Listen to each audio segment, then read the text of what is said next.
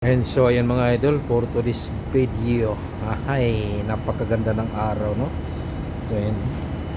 So nandito tayo ngayon sa Hamilton, and makikita natin dyan sa unahan mga idol, no? Yung yung mga yate na naka-dock dyan, no?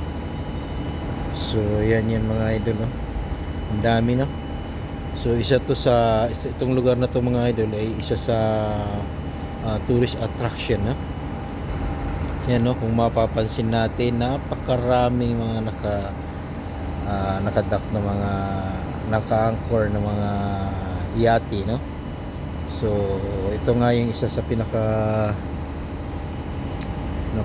pinakamaraming turista din na pumupunta dito, no? Ito sa Hamilton, Bermuda. Bukod sa maganda yung lugar, maganda rin yung dito, yung dagat nila, no? Napakalinis. Kung makikita mo yung tubig nila, oh. Napakalinaw mga idol, no? Makikita mo yung mga isda dyan sa ilalim, no? Kala mo aquarium lang siya. Napakalinaw ng tubig. Dito yan sa Hamilton, Bermuda mga idol,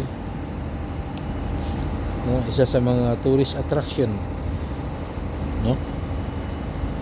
Yan, makikita mo yung mga bahay nila, ano? Pagkaganda ng construction, no?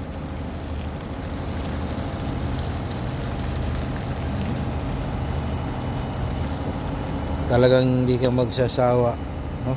Pag nandito ka, dahil sa ganda ng niya, sa ganda ng paligid, sa ganda ng surroundings, no? Yan. Andito pala kami sa container dock, no, ng Hamilton. Yan.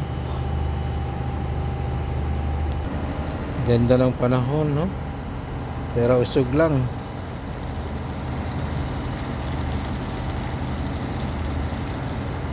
So pag pumunta pala dito, no, pwede kang mag via airplane or via cruise ship, no?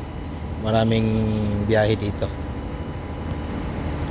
Yan, mode of transportation, airplane, by air or by sea, no? Meron dito. So lalo na pag summer time, no, yung marami talagang turista dito. So yan lang na muna mga idol, no. Thank you for watching, yeah.